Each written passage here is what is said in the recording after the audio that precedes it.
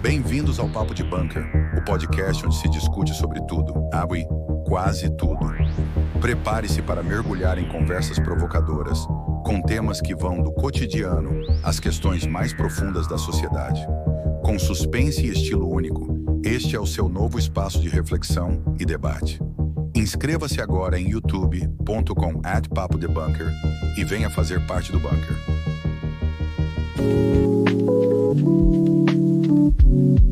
Papo de Bunker.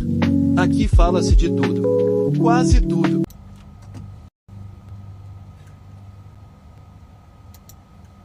Título do episódio de hoje: O grande reset católico, a conexão Trump-Vaticano.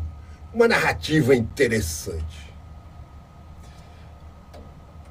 Surge a questão: você já imaginou que o destino da maior instituição religiosa do mundo, não é, poderia estar nas mãos de um presidente americano?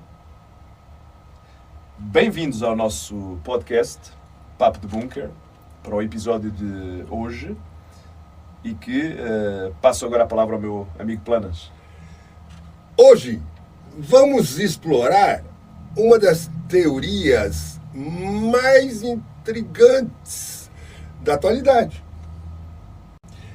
O grande reset católico, onde Trump supostamente encena um papado e um americano misteriosamente assume o Vaticano. Essa é boa. É um fato, não é uma ficção. Vamos descobrir. Exatamente, essa questão, não é? Então, antes de mais e antes de tudo, antes de mergulharmos nesse assunto e nessa teoria que é fascinante, não é? Vamos contextualizar para os nossos espectadores e nossos amigos, não é? O termo grande reset. Esse termo ele ganhou muita popularidade, não é? Nos últimos anos, principalmente após o Fórum Económico Mundial usar essa expressão, não é? Essa expressão ela foi usada sobretudo para o quê? Para discutir mudanças económicas globais, sobretudo no período pós-pandémico, não é? Depois da pandemia todo mundo ficou louco, né? Então, exatamente depois, o termo foi reinterpretado de diversas formas por diferentes grupos. O que a gente tem que entender, e a gente está discutindo hoje, é uma variação aonde conecta esses conceitos à Igreja Católica, ao presidente Trump e uma suposta reestruturação do poder religioso global. Exatamente. Além disso, e importante também que deixemos claro, não é, para a nossa audiência, que estamos apenas analisando, não é, teorias, não é, que circulam nas redes sociais, na própria internet, e que não são fatos comprovados, não é? A nossa intenção é, sobretudo, examinar criticamente essas narrativas, não é? Que ganharam bastante força, não é? Bastante força em certos círculos dessas mesmas redes sociais, não é, Planas? De uma forma ou de outra, inclusive é fascinante como essas teorias misturam política, religião e o poder de maneiras tão complexas. Vamos começar falando sobre a parte que envolve o Trump. Exatamente. ele sendo um papado. É um facto. O que exatamente é isso? O que significa essa ação? Essa ação, exatamente. Essa teoria, não é? Ela sugere o quê? Ela sugere que o Trump estaria implementando uma espécie de liderança. Essa liderança que emula certos aspectos do poder papal, mas no contexto político, não é? Americano. Alguns defensores dessa teoria, não é? Eles apontaram para o quê? Para uma aproximação com certos grupos religiosos e que foi feita durante o seu mandato, como era uma evidência quase clara, não é? Transparente, não é?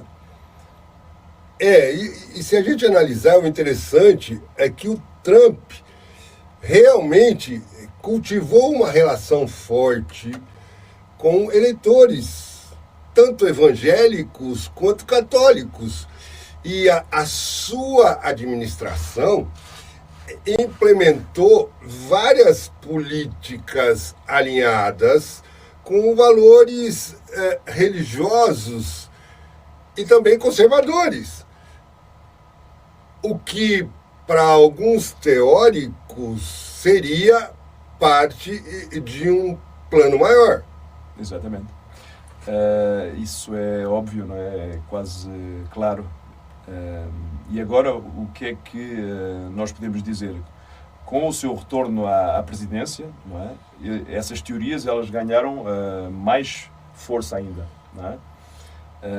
Alguns eles especulam que ele estaria preparando terreno esse para quê? Para uma grande mudança na ordem religiosa global. É isso que eles estão dizendo, não é? O que pode nos levar a uma segunda parte da teoria, Armando, se a gente analisar a ideia do que um americano do nada assumiria o comando do Vaticano, a gente pode explorar isso mais a fundo. Exatamente, é isso que pretendemos fazer, é isso que pretendemos dissecar, não é? Neste podcast. Essa parte da teoria, não é? Ela especula muito sobre um futuro onde um cardeal americano, não é? Temos que dizê-lo, seria elevado ao papado, não é? Supostamente e sobretudo criando uma conexão direta entre o seu país natal, neste caso os Estados Unidos, e a própria Santa Sé. É isso que ficou praticamente evidente, não é? E se a gente chamar, é curioso, né? Porque na história da igreja, nunca tivemos um Papa americano. Tivemos aí, realmente, né, dentro do Estado americano, Francisco da Argentina, né? Que foi o primeiro no continente. Mas, literalmente, um dos Estados Unidos, nós não tivemos. Não, até hoje nunca tivemos nenhum Papa, nem sequer entrou nas cogitações, não é?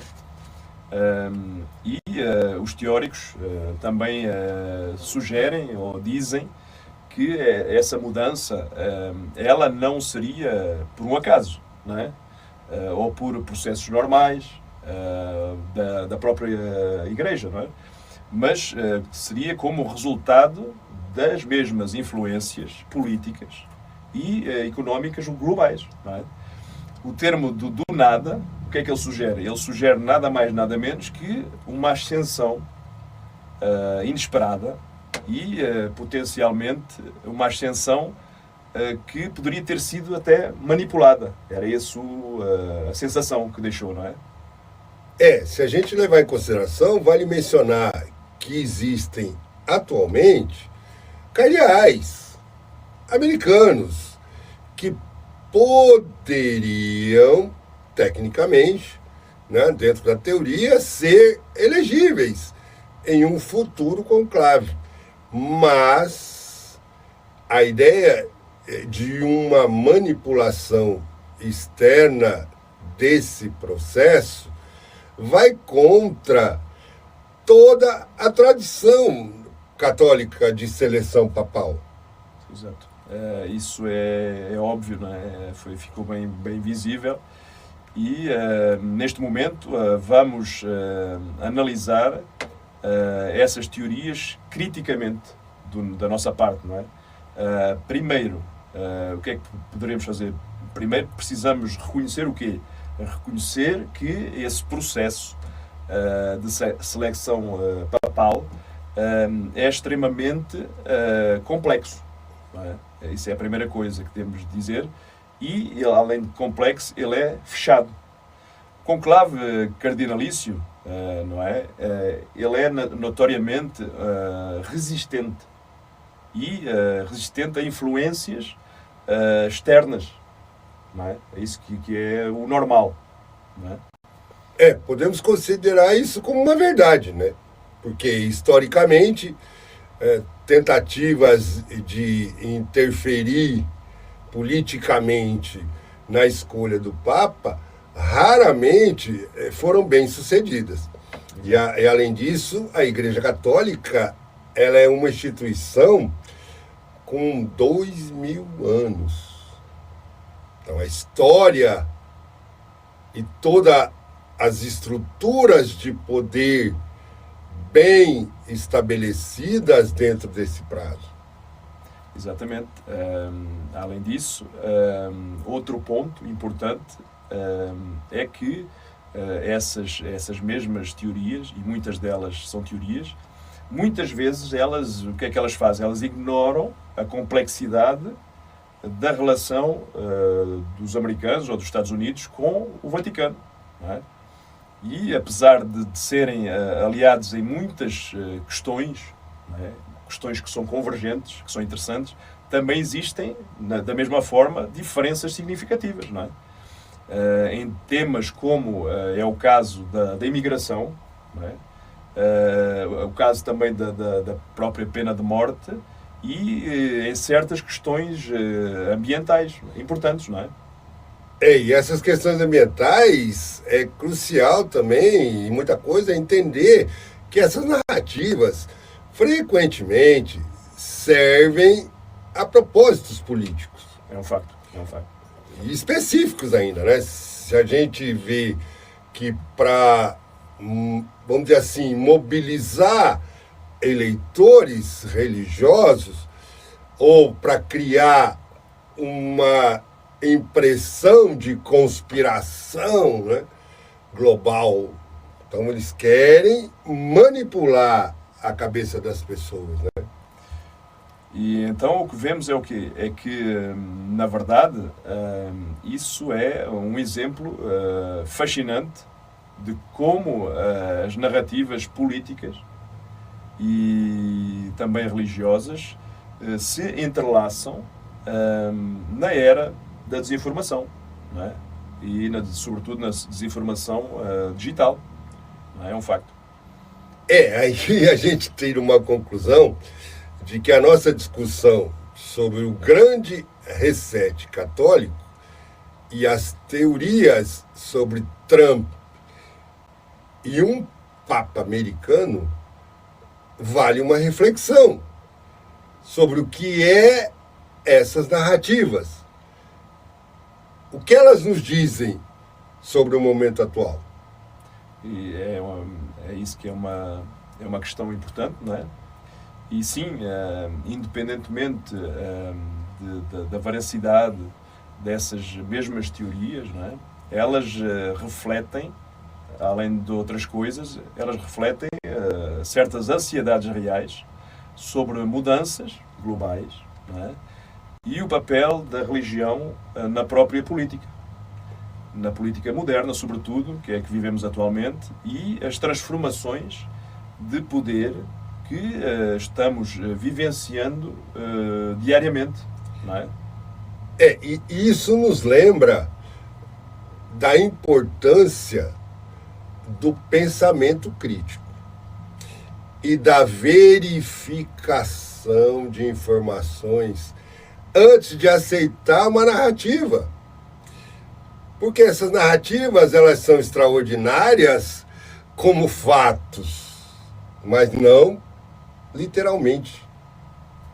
Como certas verdades, não é? E no final, a relação entre a religião e a política, ela continua sendo um tema fascinante e, ao mesmo tempo, complexo.